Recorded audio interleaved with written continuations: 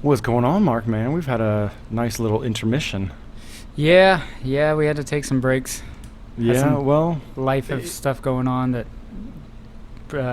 trumped getting together and making these videos. that's okay. The whole thing about reef therapy is it's supposed to be on our own terms and still keep it fun. So don't ever want to make it feel like a job for either of us, because then it just won't really come across as authentic, which I think is what a lot of people respond to. Just the Yeah. nice general reef chat, and sometimes accompanied by some deep reef aquarium discussions. Well, I had, even though we didn't record one the other week, I enjoyed, I listened to you on Reef Bum. Yep. And yeah, I enjoyed that talk. So it was like nice. I got my Jake fix for the week, indirectly. I That was a wasn't long conversing with one, you, right? but yeah, you guys That went was deep. that was I enjoyed three it. hours long. Yeah.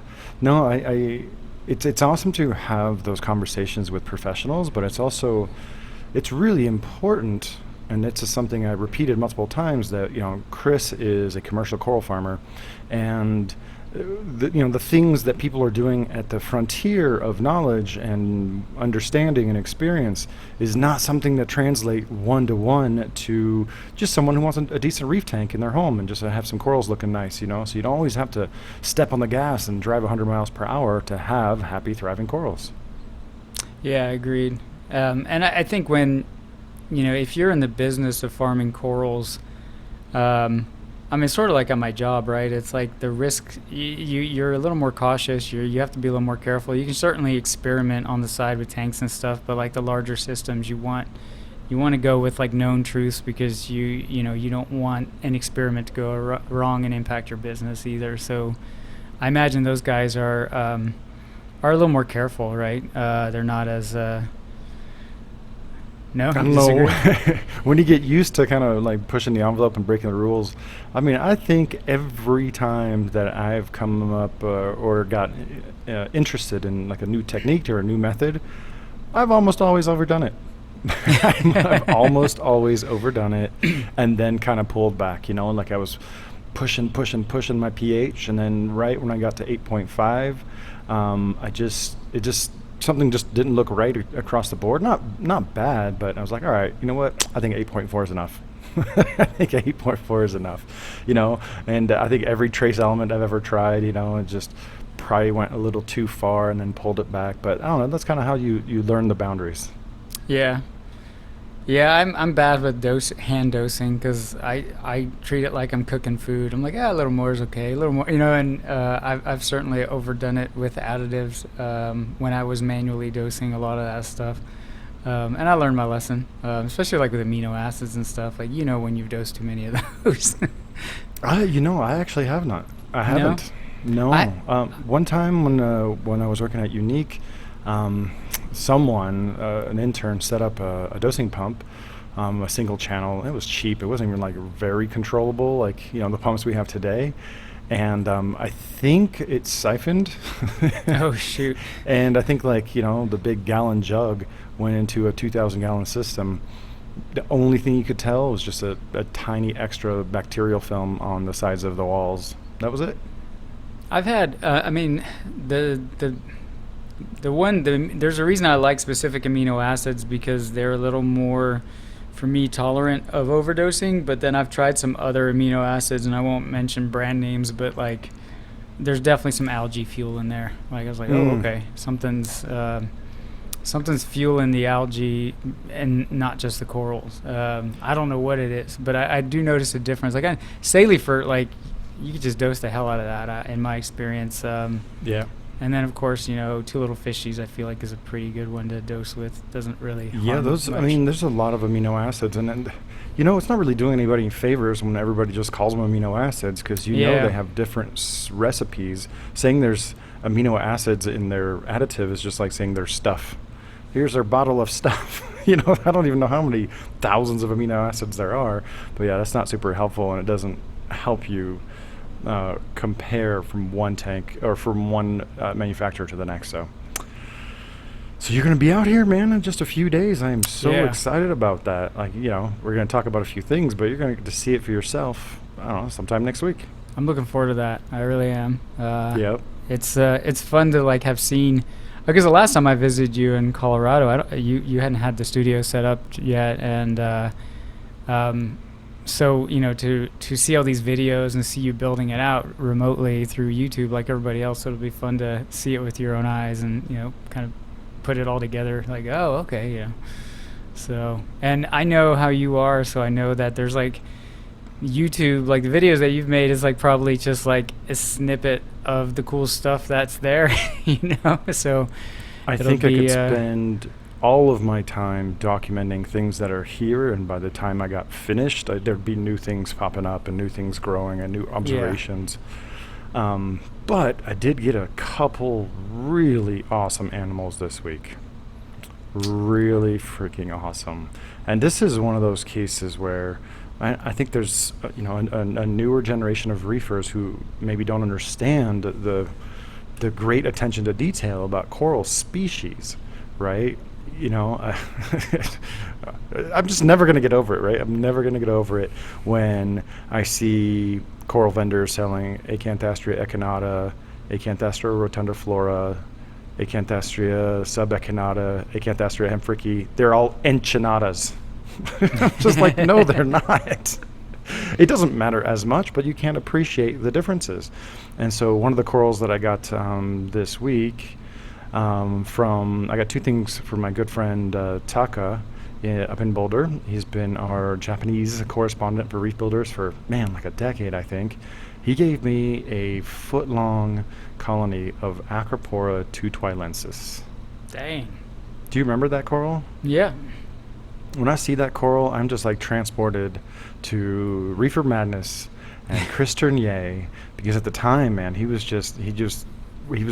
so ahead of his time, cherry picking corals, and he saw that the Acropora tutwilensis is just like this horizontally tabling staghorn, like such a weird table acro. They come in from the wild, and they used to come in a lot more, obviously, when Fiji was going. But I know they do occur in Indonesia, and they do occur in Australia. But man, like Fiji was definitely the place for them. And his specimen is tank grown, so he took a wild chunk and grew it out to about a foot long, and it's solid. It's just a solid table with weird perforated branches at the tips. Nice. So where nice did you put it? I put it in the acropora system with a ton of light and a ton of flow. He was growing one under of the metal halides. shallow pools, or Yeah, one of the shallow tanks. But that's such a freaking cool coral. I'm gonna probably lop off a wedge, just to kind of spread it out because it's so big. It's not super manageable. But yeah, it's just everything I always remembered. Kind of a jade green acro with a pink growth margin, and then the growth margin is kind of peppered in green coralites and green polyps, similar to an efflow, but not an efflow at all. I need to see pictures of that.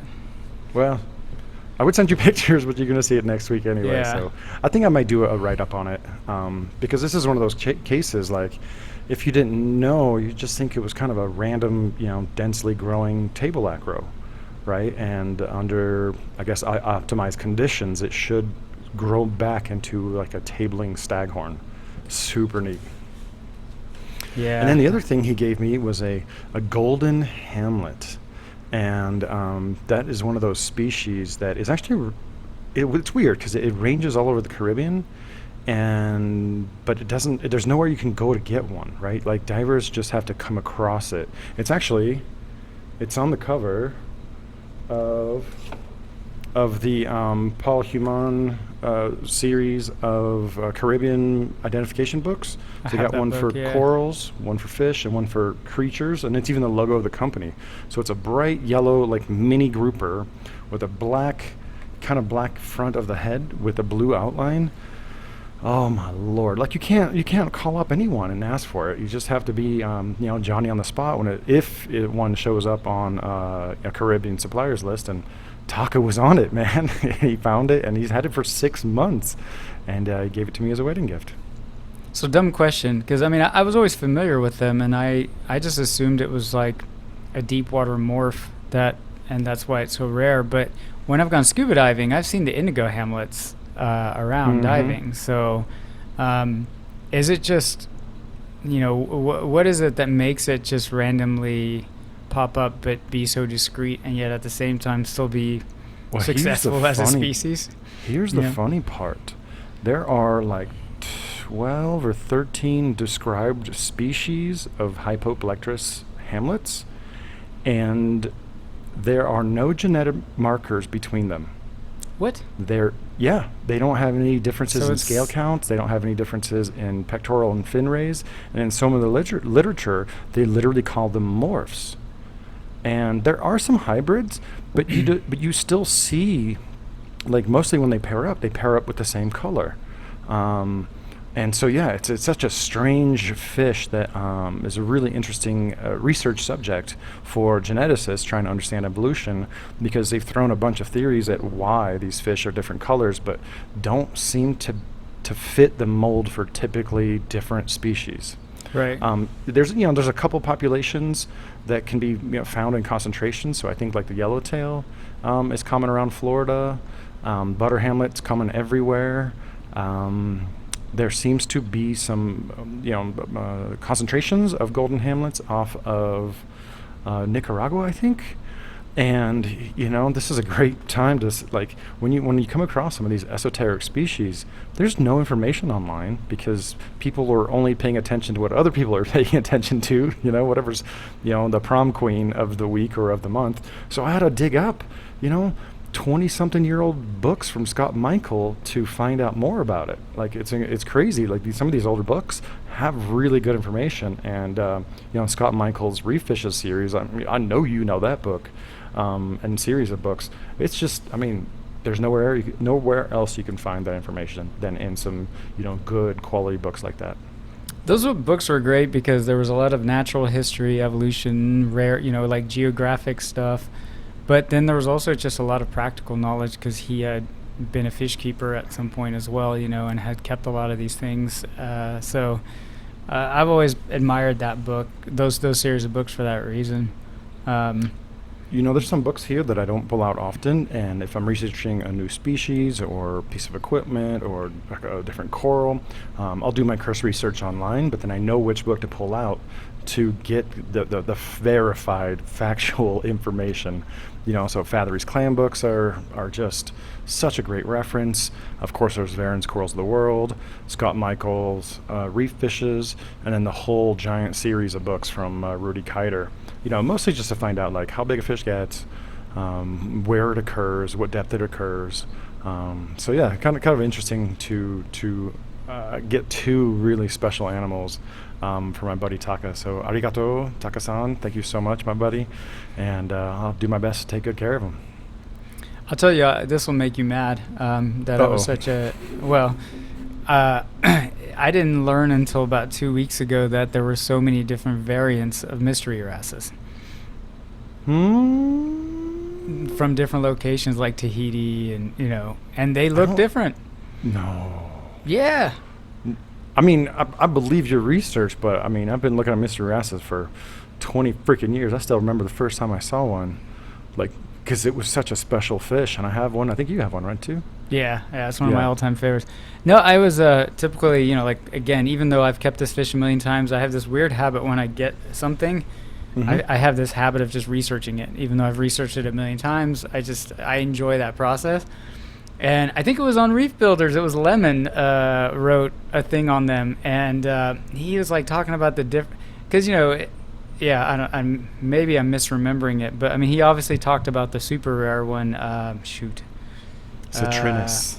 Yes. Citrinus from. You're not counting that as a mystery wrasse. No. Oh, okay, but he highlighted that there's some variation between the different islands, and I was like, what? All this time I thought that a mystery wrasse is a mystery wrasse is a mystery wrasse. Now I'm gonna have to look that Oh, up later. yeah, now I'm gonna have to go reread that too, because I know they look different from juveniles and into adulthood. Going Yeah. from like actually striped and kind of like lavender purple, and then when they're older, they're almost solid pink with a yellow girdle on their jaw. Yeah, and the white Interesting. bars will fade, and all that. But anyway, I probably got that wrong, and the YouTube folks will probably correct me. But I'm gonna have to dig up that Reef Builders article because I was like, wait, you know, um, yeah. Anyway, so I So figured you you'd read it? school me on that. Like, what? You didn't know No, that? So now no, I feel better. no. Yeah, I'll have to dig into it. And like even just planting the idea, I'll just look at pictures from a bunch of different places. Dive photos are a good place to find that in situ information, because they'll tell you where they're diving. That's the first thing they'll tell you. Whereas specimens in the trade, they're all going to be kind of mixed up from Marshall Islands to Tahiti. I mean, we're not getting them from Tahiti. I know they occur there, and I think they have found them in as far as the Philippines once And in a while. Hawaii. Oh, that's They've- crazy. Yeah, That's they're all crazy. over the place, man. I think Japan, Hawaii. I mean, obviously not common there, but I've got a trip to Hawaii coming up now that all the things are opening up again. I was like, man, that'd be awesome if I saw a mystery wrasse. I saw one mystery wrasse in Kwajalein in the Marshall Islands, about 130 feet. Dang. The water was so clear you would have thought I was in 10 feet.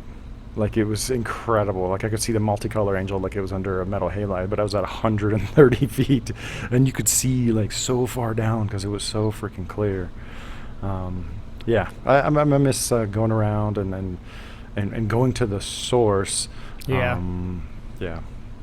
So how's your tank doing? Because you were out of town for a little bit. We're still kind of settling in. Yeah, it survived my first out of town experience. I'm loving the lights. I've run some older Kessils before, but never really gave them never put them on like a main tank. I guess other than like a little office reef tank in the past, but The smaller Kessils are the ultimate utility light. they're They're just small, compact. You leave them attached to the gooseneck, and then just put them on the shelf. And when you need them, just for the refugium, for a small tank, for a frag show, or just doing some work. Yeah, ultimate utility light.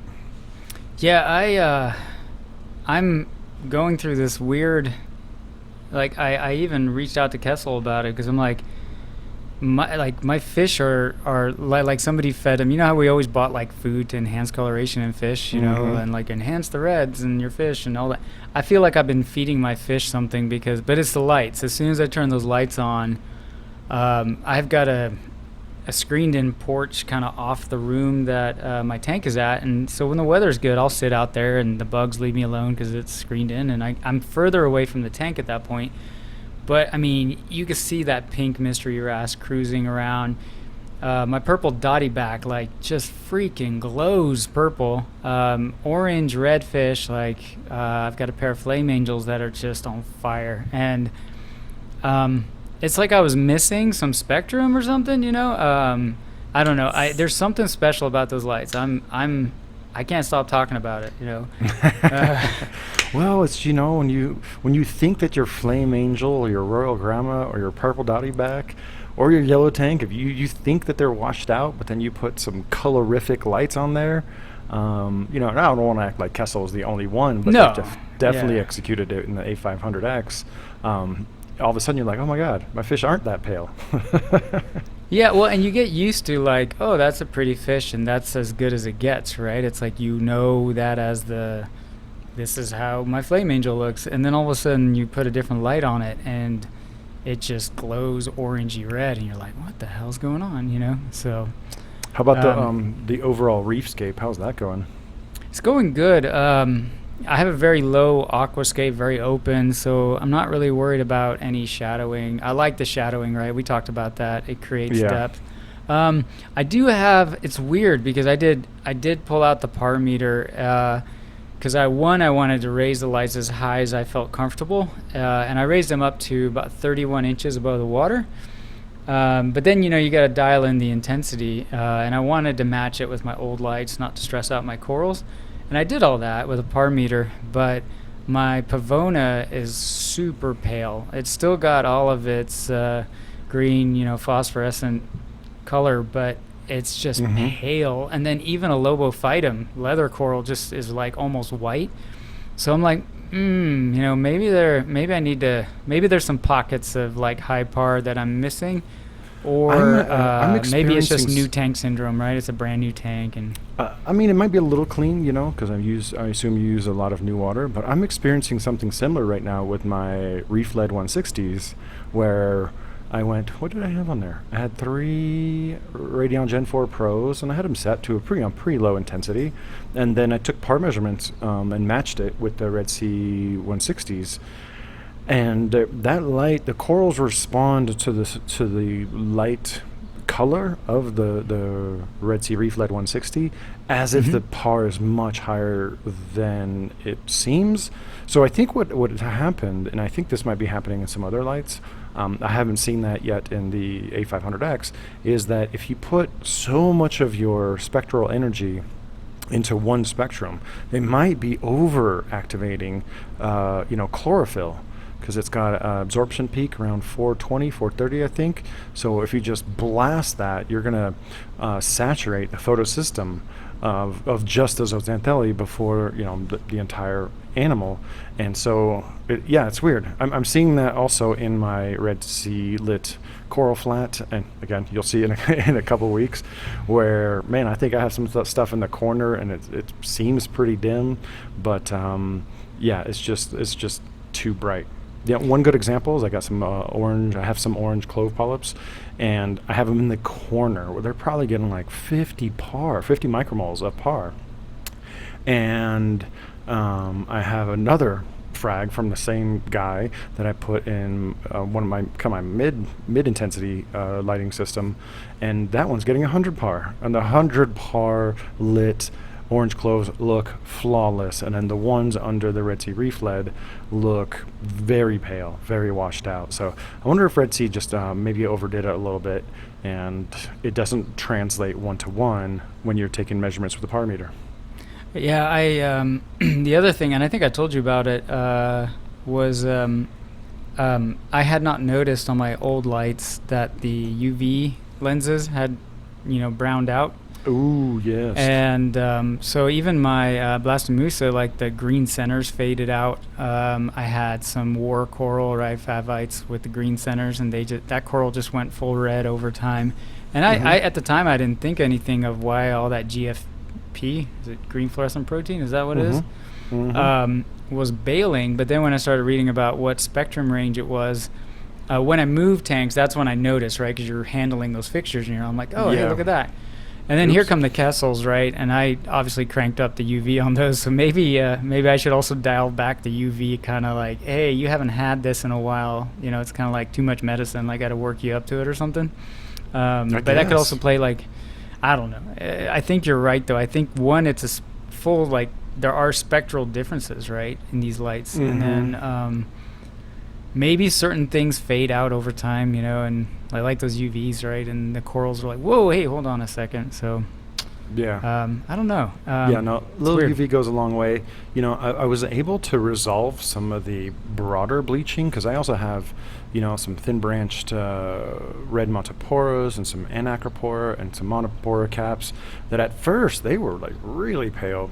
And it wasn't until I really started pounding the tank with nitrates and then feeding the fish a lot more to get some phosphates that a lot of those guys perked up, not just in that system, but across all my systems. I don't know if I communicated that in my interview with Reef Bum. I'm just like, I've tried feeding so much, and it just made the tank really dirty. And now I'm just basically dosing about at least 5 ppm a week for all my systems. I But I should do don't know. that. I I don't should know if it's test it. the answer is to keep it high or to let the coral consume it, right? I'm not sure if there's a difference between keeping the levels at 5 and then bumping up to 10, or letting the levels go to 0, but I'm still Yeah. adding 5 ppm's worth a week, right? Like, does it need to stay in solution all the time? So still a lot of interesting questions to be answered and discovered in the reef aquarium hobby. Yeah, that's the thing about dosing, right? It's like you're measuring what hasn't been consumed. Mm-hmm. So when it's at a fixed level over the period of a month, that's probably good, and it shows that there's always something available. But to your point, you could be at 0, but that really, like, what you're dosing is just being consumed, and that's all that it needs. And especially something like a nutrient that could cause other problems if you overdose it, it almost might be better to just not shoot for like a testable value, but shoot for like observational dosing. Like, okay, when I dose at 5 ppm, everything looks happy, even though my test kit says I'm running on empty. All my corals look happy, but the only corals that lost color, like really noticeably, would be some of my highest light corals. You know, like they darkened up, right?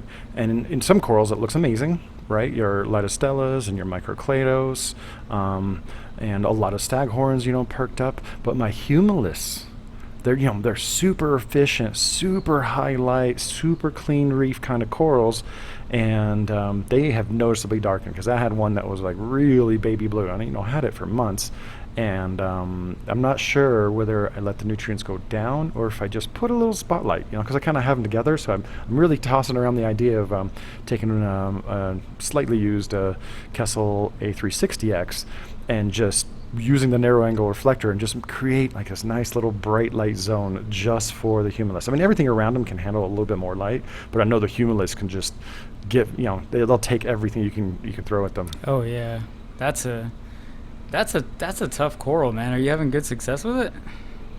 Yeah. I mean, I've got it. It's basically my like flow breaker, right? I have a let's see, Aquabee up. That's a good way to put it. Yeah, it's literally the brake, the wave brake. The Aquabee up 8000. It's coming out of a clover nozzle, and the water is basically crashing over 4 different colonies of Humulus. I don't know. My green one could be a Gemifera, because it has like really thick branches, and it's bright neon green, like really, really cool. But they're just so short and fat and close together, it doesn't look like the other 3 Humulus.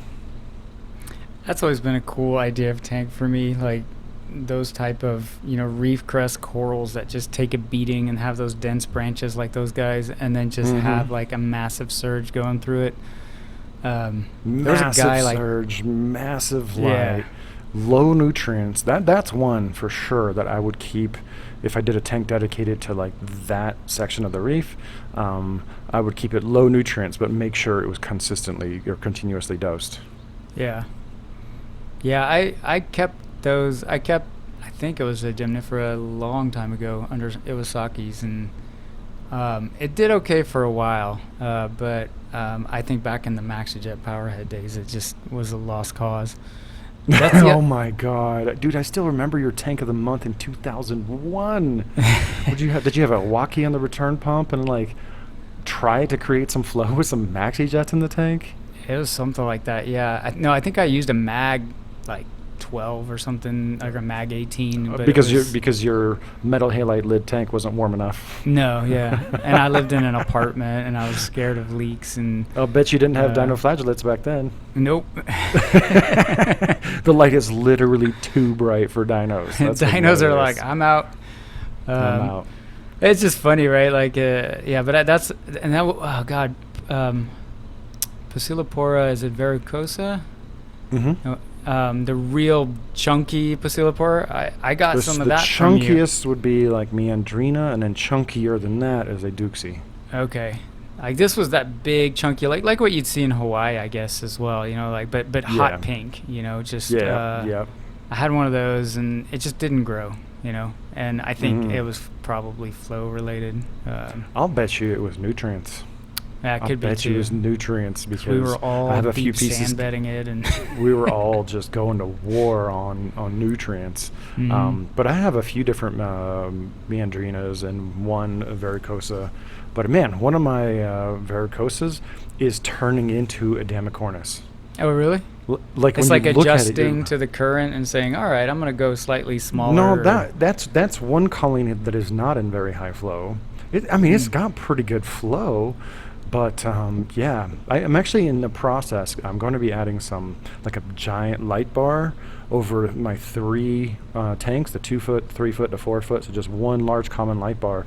Because when you use mounting arms for lights, you're kind of limited to what the manufacturer has, says you can do with it, right? So, one example is the radion mounting system.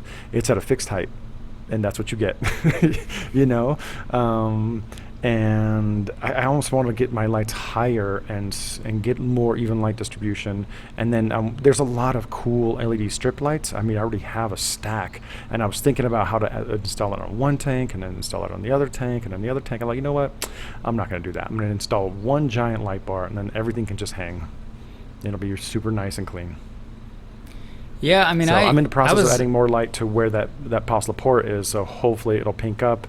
And even if it does pink up, though, like the branches right now, if somebody gave me a frag of this, I would swear up and down it was pos port ambicornis. But I know for a fact that it came from a meandrine varicosa kind of deal. So it's not the growth form; it's more like the coloration. You're seeing like is starting to be Damicornis style, or maybe I misinterpreted. No, it was hot pink.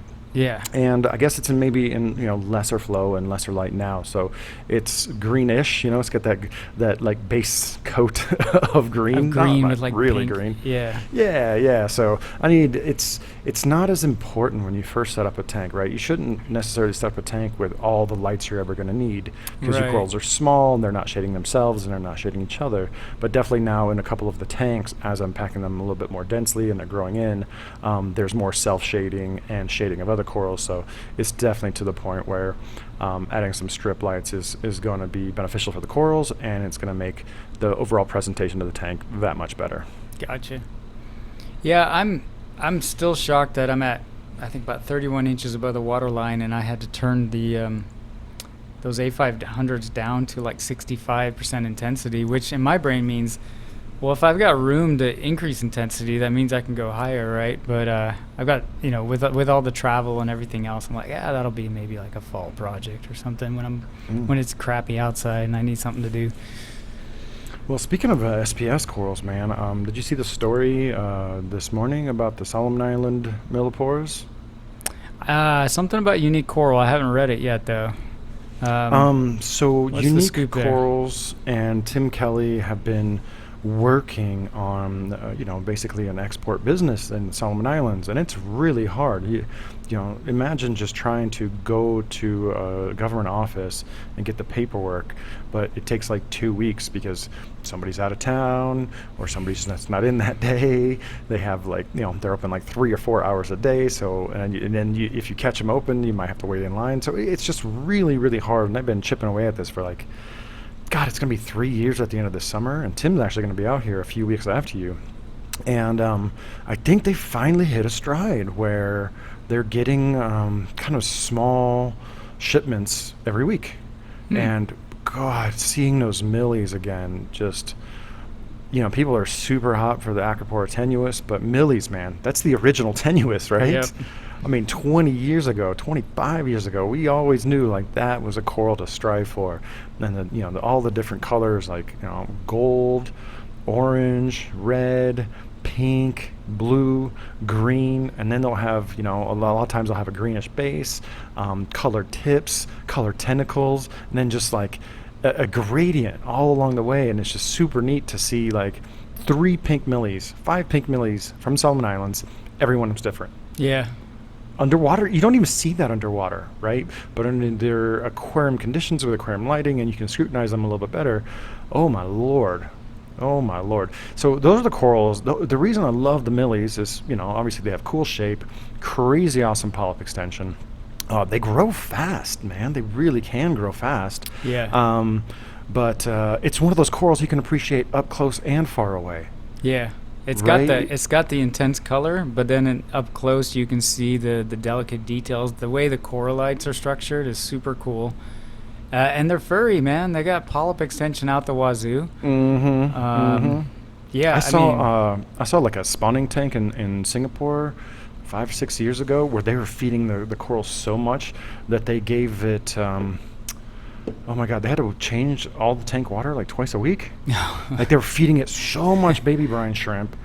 It was kind of crazy. They were so shaggy, man, you could not tell what kind of coral it was.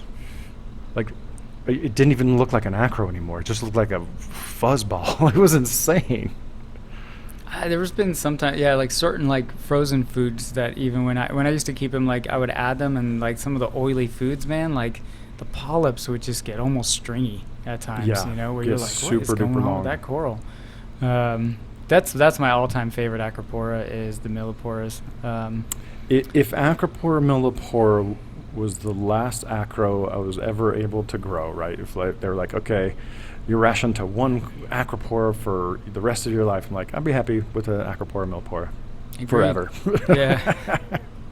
Very nice. So yeah, it's super cool to see Unique Corals making some progress with the Solomon Islands, because it's not just harvesting the corals. I mean, there's a lot of legalese. Then you have to figure out, how to pack them, how to ship them, how to hold them. Like, there's a huge learning curve of dealing with wild corals from scratch, and I think they're finally starting to nail it. And hope maybe in the future we'll get some new wild colonies of purple monster or other types of I was going to monsters. ask, have they started bringing in the purple monster again? Because I remember when you took a trip, I think with Tim, right? Yep. You guys collected some. Yeah, I have one tiny little encrusted spat that I'm really hoping will respond to my boosted nutrients, because I've managed not to kill it for like 6 years. It's Yeah. embarrassing, except that it's not dead. I still have it. I It's not still have embarrassing with it. the purple monster because that's got to be the slowest growing acropora ever. I mean, it's I've only seen a couple places where someone had it dialed in, and it yeah. was like, whoa. Michael Moye, he had like a two-handed chunk. It didn't even look real anymore, until I saw him out in the wild, and you're just like, wow. But interesting segue is that when Tim and I went to Solomon Islands, I don't know, the umpteenth time, we were looking for the purple monster, which we found. We were looking for branching moon, Astralogyra, one of your first corals, stonies, and we were looking for another coral that I had seen in books called Acropora multiacuta. And I've never seen it. I've never seen it. I've never found it. Vincent came across some in Sulawesi or Manado or something in central Indonesia, and he thought it looked like a raggedy colony because it just, it was there and you could tell what it was, but it just didn't look right. And I'm getting indications that they have collected one colony of this multiacuta, and it basically looks, to my eyes so far, it looks like a suharsenoi where someone's broken off the branches, where it's like long tapering, axial coralites, but they end bluntly. That's So weird. weird, so freaking weird.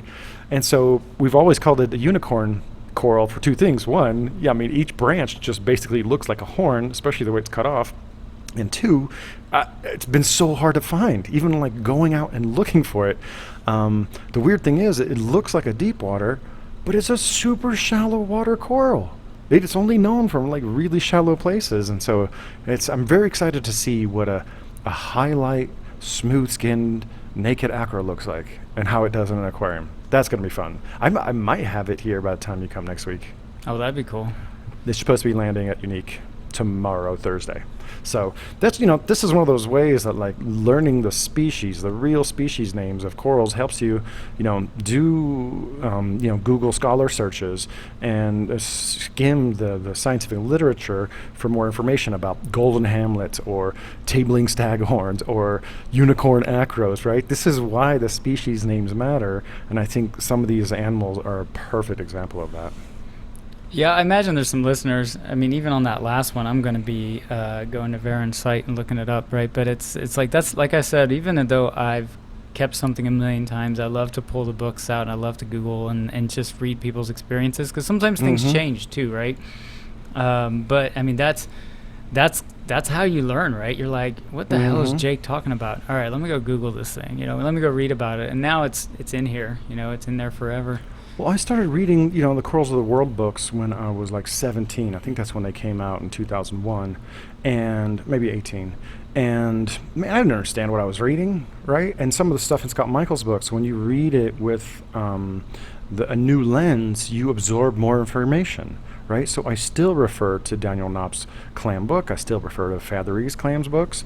And yeah, no, there's only a few paragraphs in Coral of the World on every coral. I've reread them so many times throughout the years of the corals that I like. And yeah, there's no shame and there's nothing wrong with rereading something and just, understanding the information that's being presented a lot more. Yeah, it's also fun to pick out like a country that does not have any collection or exports, and then like start Oh, to yeah. figure out like what the hell lives and grows there, and like like Mm-hmm. then you suddenly learn like there's a wrasse there that like for instance you know the mystery wrasse discussion we had, like there's a morph of a wrasse there, or there's a coral there that only occurs there, and it's fun too when you Yep. misidentify a coral because you're like, oh yeah, that's what my coral looks like, and you're like, well, wait a minute, it's from this little island, and I know they don't export from there, so I know I got that wrong. A perfect example is Acan maxima. Yep. Acan maxima, which was redescribed as sclerophilia, first of all, is only from the Red Sea. And it's just kind of embarrassing, that people went around and called, certain coral Acan maxima and just never bothered. No one ever bothered to just double check, to verify. I'm like, oh, this coral's literally only known from the Red Sea, right? It's not like it has a range to the Maldives or to the Seychelles or to the Eastern Indian Ocean, and maybe there's some waves that they don't know about. No, it's way over there. We have never seen Acan maxima, and from what I've seen from the photographs, they're probably really ugly. So yeah. If anybody wants to look it up, it's multiacuta, just like it sounds, like Hooked on Phonics. Just phonetically spell it out, multiacuta. And I'll be doing some stories on reef builders in the coming days on the Tutuilensis and the golden hamlet and the unicorn acro. So yeah, just stay tuned on reef builders, and we'll stay on top of it. Oh man! So I definitely want to wrap up this conversation, talking about the people that inspired us in the aquarium hobby. But I think there's one big topic that I think our listeners are dying to hear our point of view. Oh, I'm gonna take a guess. Yeah, go for it. The fact that Marine Depot is now bulk resupply. Yeah. Bulk resupply. They acquired Marine Depot. And this is not like when Ecotech Marine and Aqualumination merged. Yeah. Right. That happened over 5 years ago, 6, 7 years ago, and those two companies operate together now. It's one company with two brands and two locations. So it's not like that. Marine Depot will no longer exist. I have talked to a few people who said they want to just put in like an order just for sentimental sake. They just want to get a sentimental last order for Marine Depot. That'd be funny too. Like if in the last couple of weeks they just started throwing a bunch of tchotchkes, just like Marine Depot shirts and like keychains and stickers, and just get that stuff out there just while you still can. Yeah, I mean maybe it's a little too much to call it an institution, but it's been around forever, Mm-hmm. So I think a lot of us grew up in our reef keeping history with them at the forefront of online ordering. You and I are older than that, man. I remember when Marine Depot was a little scrappy upstart from California, and Custom Aquatic was the jam. Yep. Do you remember Custom Aquatic? I do. And then before that, there was, I think that fish place had a much stronger because it was physical catalog presence. And before that, there was, Debron Aquatics. And so Debron, yeah. They were based out of Denver, weren't they? Yep. The store technically still exists. Oh, okay. Yeah. Yeah, and then there was like a Pets Warehouse that had like a crazy catalog. Yeah, Pets Warehouse and a few others. So I don't know. I think because of seeing this progression of companies, rise and dominate and then fall, I'm less anxious about it. Granted, I think the mechanisms that are going on right now with tens of millions of dollars of financial backing from a venture capital group sets a different tone, and I think that's what has a lot of people are nervous about it. I don't know. I mean, I think to have like a strong emotional reaction about it is probably overkill. Mm-hmm. Um, my concerns, but like I'm not going to lose sleep over these things, is one is more personally selfish, and that's Marine Depot had distribution out of Athens, Georgia. So when I would place an order, and I remember I Mm-hmm. stumbled upon this because I was loyal to ordering them from them in the past, and I'm like, all right, that thing's got to ship from California. I got to be patient. And then all of a Mm-hmm. sudden I ordered something from them, and it was like there the next day, and I was like, what the hell? And then What I the saw the heck? address, and then I learned about that they had those multiple distribution centers. So I hope that bulk resupply continues to, I guess, honor or like follow that type of I distribution model. think they already hinted that they won't Yeah, so that because they sucks. have such a large distribution facility in Minnesota. Um, they didn't explicitly say anything, but I think they hinted that they have such infrastructure up in Minnesota Yeah. already. It doesn't really make sense in the overall scheme of the company. But I think for the consumer, it's going to be just fine, right? Yeah. If this was going on like 20 years ago, and we didn't have nearly this much global connectivity with our social groups and social media, a company like that. First of all, there's map pricing for everything, so I'm not worried about pricing to the consumers, right? That stuff is going to just stay super rock solid, like that's set by the manufacturers. That's not a big deal. But 10 to 20 years ago, a juggernaut company could have squashed ideas. They could have said, yeah, you know what, we don't want to carry that. That's a little too risky. Well, We that's don't where I want to was going to stock it. go on the second point is like some of these companies that have creative ideas that are trying to build momentum. Once you start to have these like larger companies, and I'm not going to call them a monopoly because they're not, right? There's plenty No. of other vendors out there still, but if if bulk reef supply decides to pass on your product, that might not be such a good thing. So there's concern there, and hopefully they don't. Hopefully, I mean they all the people that are at least that we get exposed to on the bulk reef supply side.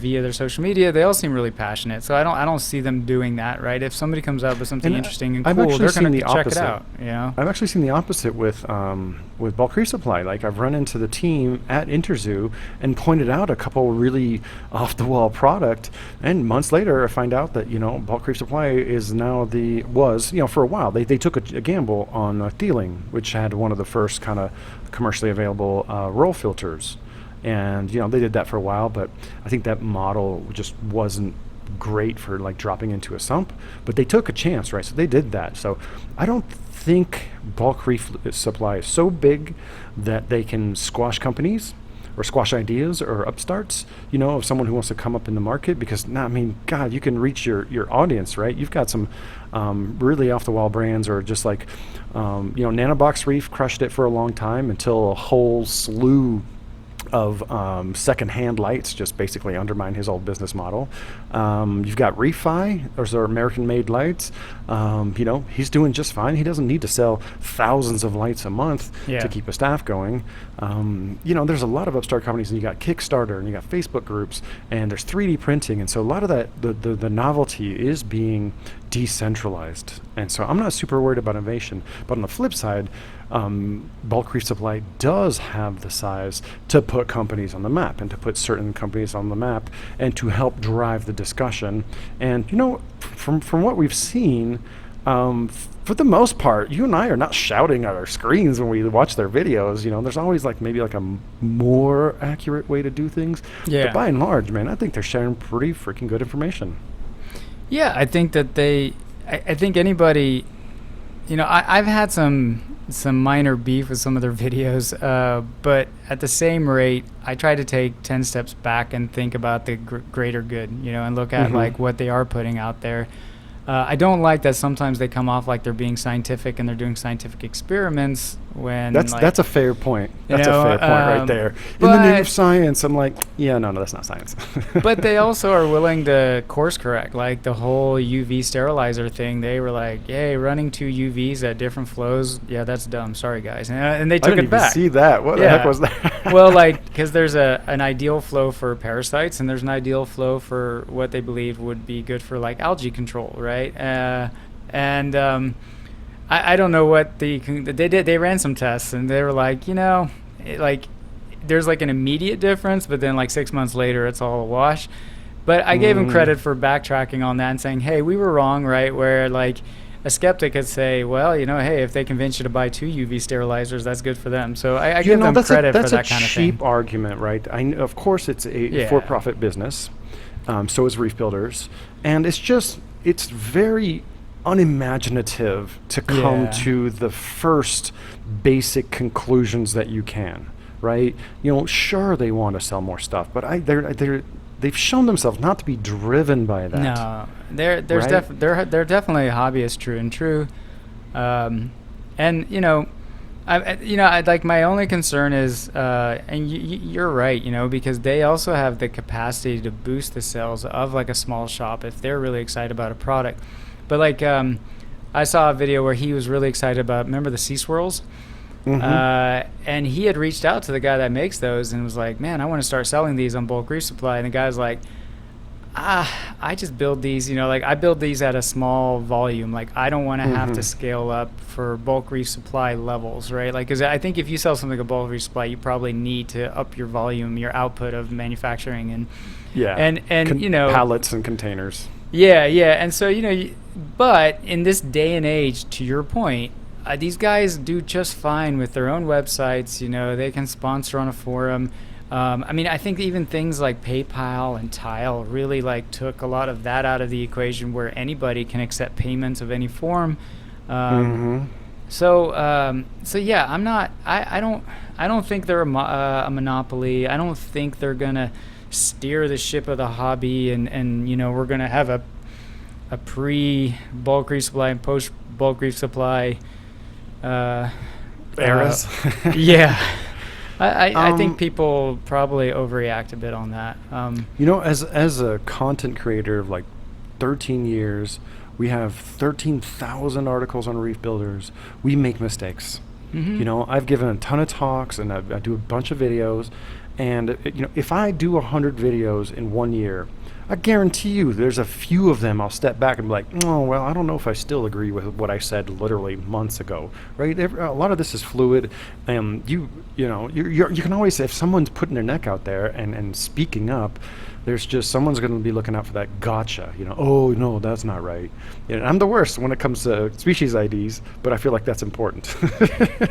So that one's a little different, but yeah, if you create 1,000 videos, I don't know how many they're up to, there's going to be a few that not everyone agrees with, and I'm sure some of them they're like, oh, you're a little bit off on that, but they're trying, they're being creative, and I don't think that mail order is bigger than in-store retail. That's how I really feel, right? I don't feel like they're anywhere close to a monopoly. Maybe getting close and headed that direction in the online space, but the vast majority of the goods are sold at stores, man. So if you have any reservations about what's happening in the online retail space, support your local fish store. I was going to say the exact same thing. It's like, if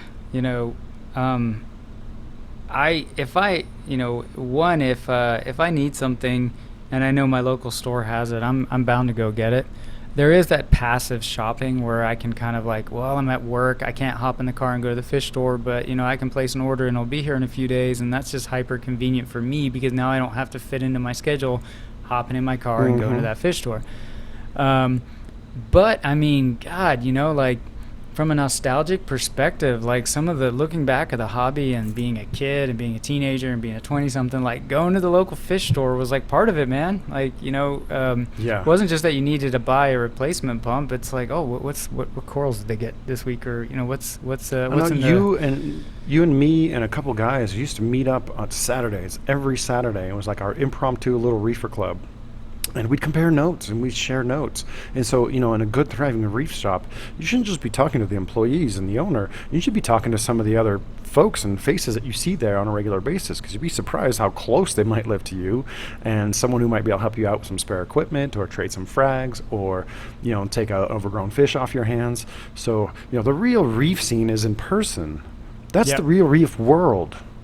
That's why the reef shows are so fun, because like if you're there and you see any other reefer there, you have the same motivations to be there. Yep. Right. And so like the Reef Aquarium conference is basically, you know, the Reef Aquarium store experience times 100. Agreed. Yeah. And I mean, I get there's people that live in areas where maybe there isn't a local fish store or their local fish store isn't so great. You know, I'm very fortunate. I have an amazing local reef store, saltwater, dedicated to saltwater reef, right, and marine fish. It's an awesome store. Their dry goods are great. So I'm super lucky. Like, something goes wrong with my tank, I can go there the next day and or buy exactly what I need, you know, and that's Sometimes. a huge plus. You know? Sometimes, because, man, you know, I go to a bunch of different stores. I don't have a specific one. We don't have like one mega store like you have with your Reef.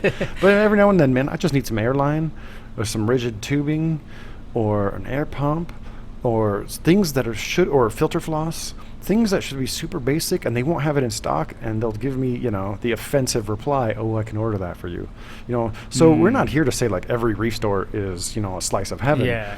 Definitely, all retail stores should always be hustling, right? Not just like, you got to keep a ton of inventory on the shelves, right? And I think that's where the reef stores have done really well, is they stock a ton of corals, they stock a ton of fish and inverts. They'll have at least a few tanks for you, and lots of gear, always in stock, or, you know, very soon, unless they just recently ran out. And so that's one of the things that really separates the average fish store from, you know, a higher upscale reef store or aquarium store. But yeah, honestly, having some rigid airline tubing in your store should not be that exotic. It's not that expensive to throw on the shelf. Yeah, man, I know you won't sell that much, but the one time that I come into your shop and I need it and you have it, I will remember that.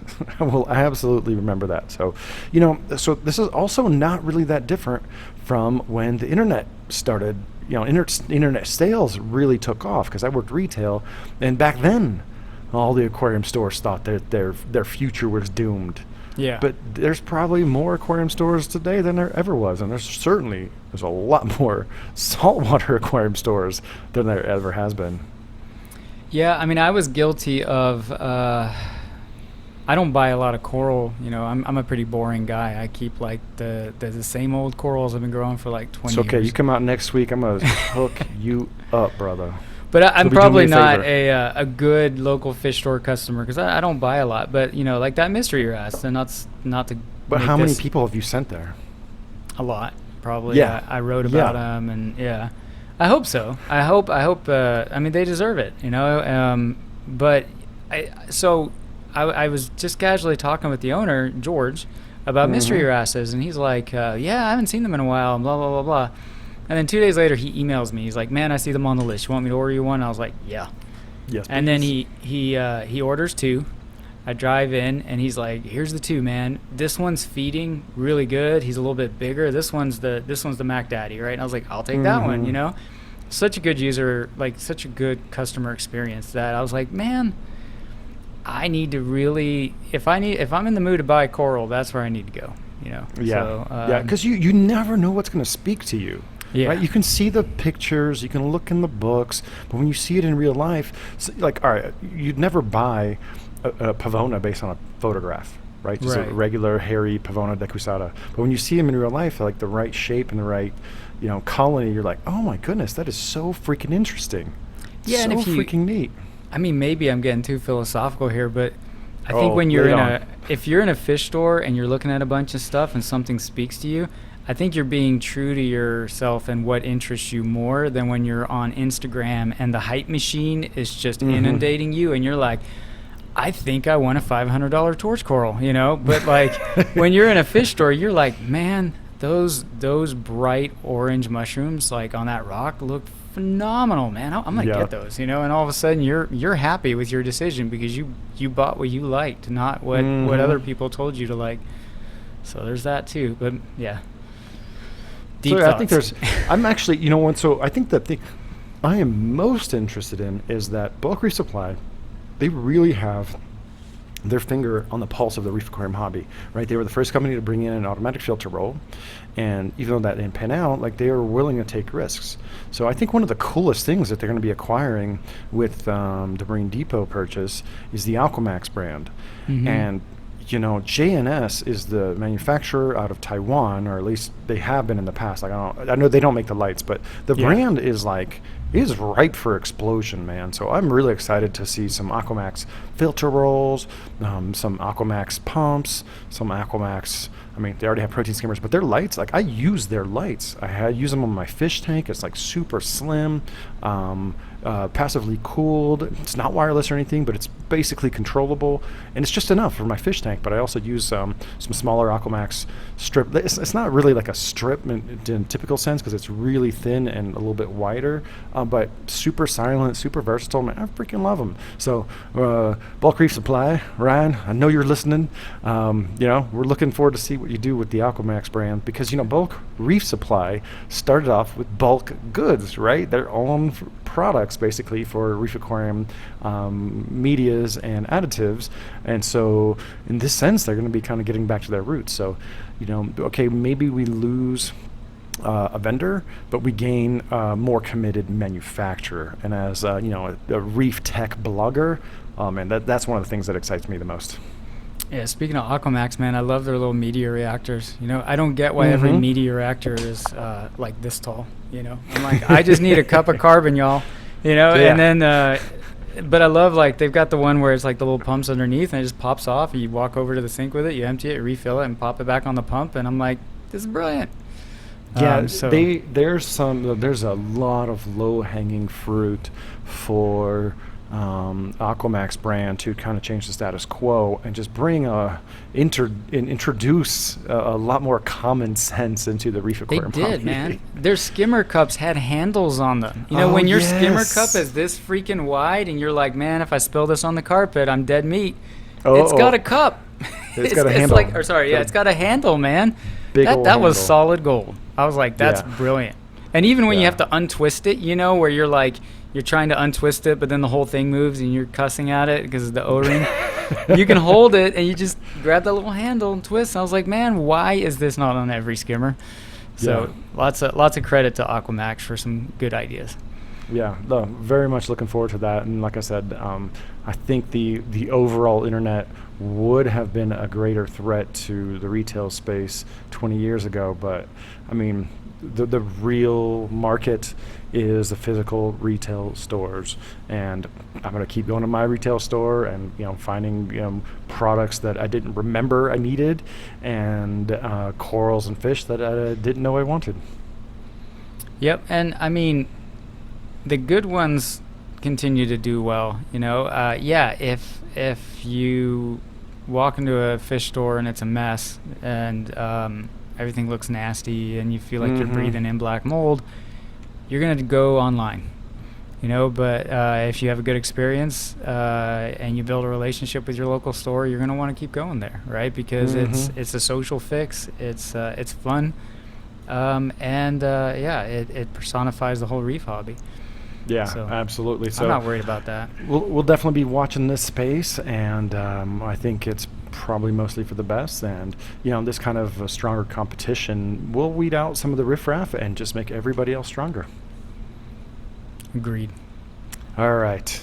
So now I would like to talk about the people who've inspired us in the reef aquarium hobby and in the aquarium hobby in general. And I think it's only fitting that you kick it off. Yeah, so the reason I couldn't join Jake for a podcast last week was because my dad's been battling cancer a long time, and he passed away this weekend, so we were by his side. But that got Jake and I talking about, the role of our parents in our passions, in our hobbies. Good parents help stimulate that. My dad was not a reef hobbyist, but it's funny, I talked to my mom about it a bit as well, and growing up, he was not allowed to have any pets, right? His parents were like, no pets. So, he told my mom when they got married, like, first thing I want to do is get a dog, But he did have apparently a little water garden going on back in Holland back in the day when he was younger, and he would catch freshwater eels, which us Dutch people love to eat. And he'd just catch all kinds of, anyone that's been to Holland knows there's what we call sloats or creeks everywhere, right? Mm-hmm. So you could just go back there and you could get all kinds of aquatic plants like kabamba and elodia and stuff growing like crazy in there, and bitterlings, if anybody knows what those are, that like lay their Mm-hmm. eggs in mussels. And so apparently he was doing that, and I'm like, well, that explains where I got that from, you know. But never gave me a hard time about my hobby, my tanks, leaks, right? I had a big You're always going to be saltwater making messes, aquarium. especially when you're young. Like, Yeah. you're not prioritizing the cleanliness factor. Yeah, and they were supportive of that, you know. Like, it's not like I had to keep it all up in my bedroom. There was a big old saltwater aquarium in the living room at one house, and another house that was in the basement, but that's where I hung out, you know. So, Mm-hmm. um, but it's just it got me thinking too about myself. Like, my kids are not into my hobbies, at least not yet. But whatever they do get into, like, I just got to have that same approach, right? No matter what the mess is, if it does damage to my house or whatever, like, just let them do it, because you never know where that ends up, right? Right. So as those kids grow. I can say for a fact I would not be doing anything like what I'm doing now if it wasn't for my mother. You know, she came home. She came home one day when I was like 13. So yeah, we always had like a couple bowls here and like a like radiator slider and a couple of guppies. I don't really count that as like the beginning of my aquarium keeping experience, right? Because that would be all my life. But it's when I really started paying attention. So she came home one day, kind of an impulse buy, and had I think it was like a 30-gallon tank with 3 white veil tails and 3 black moor goldfish, and I think all but one died within a few weeks because we didn't know nothing about nothing about nothing. Like, just the most clueless non-aquarist ever. And very quickly you learned about the nitrogen cycle and better filters than the little bubble up thing we were doing, because goldfish are produce a lot of waste. And oh man, within 3 to 4 months, we must have had like 10 tanks, and within a year, I had 20 tanks, like everywhere, because, this fish ate that fish, and so we had to give him his own tank. And then the tilapia buttacophori was like so mean, I kept him in like a tub by himself. He was still super cool. And then, I had my African cichlid tank, and I didn't set up one saltwater tank. I set up 2 at the same time. So 29 and a 30-gallon right next to each other. I think we bought them off the Trader, which is like a printed classified ad, and that was our jam. That was like us like scanning for stuff. And I think I had a Lee's bubble up, Lee's air driven protein counter current protein skimmer in there. And yeah, just started snapping up all the magazines and reading about everything. And man, I had my first zebra pleco within about a year, and just went all the way, just all the freaking way. And I guess when kids are teenagers, they're looking for something. They're looking for something to be into besides girls or video games or cars or drugs. And I wasn't into any of those things. I think back then we're still only talking about like Super Nintendo, and I played those at my friend's house or whatever. But I wasn't like just totally absorbed by it. But when I got into aquariums, man, like any book I wanted, she'd always take me to the library. We drove to every store in like a 3-state area. By the time I was 14, I'd visited every fish store in Georgia, South Carolina, North Carolina, and a little bit in Kentucky. And it was just, I have my first hot magnum, the first filter I ever bought, educated purchase, was an Emperor 400, and the second one was a Hot Magnum 250. I still have my Marineland Hot Magnum 250. It doesn't have a button on the outside. The impeller's long since gone. I haven't used it in a long time, but I still have it. But just the support that was offered to me in that regard is that's priceless, man, because now it's my life, my entire lifestyle. It's shaped our friendship. It's provided us with reef therapy. I've traveled around the world on this ticket of visiting aquarium people and aquarium places and reef places, and I know a lot of people can relate. Yeah, I mean, it's like that butterfly effect, right? The little flaps its wings, and what does it turn into? But it's crazy. I mean, my dad, we moved around a lot. I think we moved on average, every 2.5 years. We had some long stints in certain places. But because of his job as a civil engineer, we were in the Middle East, right? So we're we're jamming in the Red Sea and Persian Gulf stuff. And, before I was born, they lived in the Bahamas. But so what's funny is, like, we were picking up stuff off the beach and, that washes ashore after storms and stuff. And we're collecting shells. And then you get older and you get in the reef hobby and you're like, holy crap, that's a cone shell. And then we've got like tridacnid shells this big, and all of that was just like in my house. And it just cracks me up. But yeah, you talked about like books and publications. Like when I wanted my FAMA subscription or Aquarium Fish Magazine subscription, no question, just go for it, Yep. So yeah, it definitely makes me think of like how much he influenced even just, I mean, obviously, given it was so recent, I'm thinking about a lot of things about him and how he shaped my life. But, since this is about the hobby, of course, like I definitely thought about that as well, of just like how much of a profound influence somebody like that can have. And I mean, the lesson there for me is like, I got 2 kids and I gotta, dude, if they want to keep reptiles, which I don't like, no, I don't. I think you could get down with some turtles. Yeah, I mean, we did have we had a bearded easy. Dragon for a while, because my daughter wanted one. I mean, I've never said no to that stuff, but like, just whatever they're into, just go for it. I have a European friend who didn't know squat about baseball, was so excited to teach his kid about soccer, and the kid just got stoked on baseball, and he's like, I guess I'm learning baseball, and now the dude loves baseball. So your kids also broaden your horizons too, right? So yeah, absolutely. So yeah, no, I think this is a condolences on your father, but you're a good strapping young man, and I think you'll do well. Same. Yeah, definitely shout out to my mom and your dad, and I'm sure everyone has someone in the hobby that they started young that really had a huge influence on their experience of being in the reef aquarium or aquarium hobby or other hobbies. So yeah, definitely let them know what they've done for you so that they know. Yeah, and spend as much time as you can with them, because especially with all the COVID stuff that happened too, that was pretty crazy. And I know people lost a lot of loved ones, but you just don't know how much time you have somebody, so it's a good reminder just to do that, to spend time with absolutely.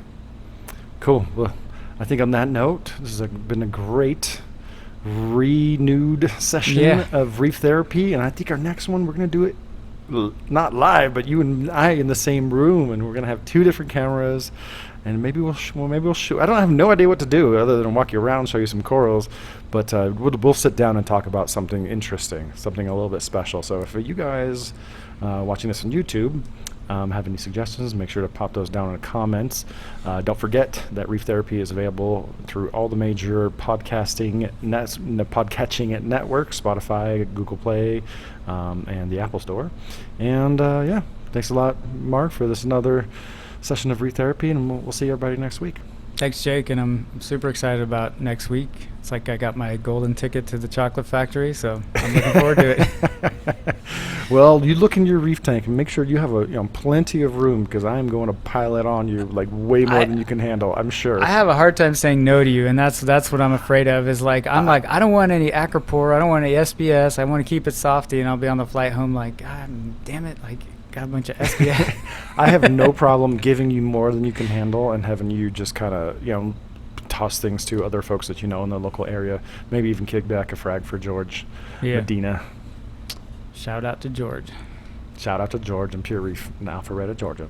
All right, Mark, great talking to you again, and I'll see you next week, brother. Sounds good, man. Thanks. All right.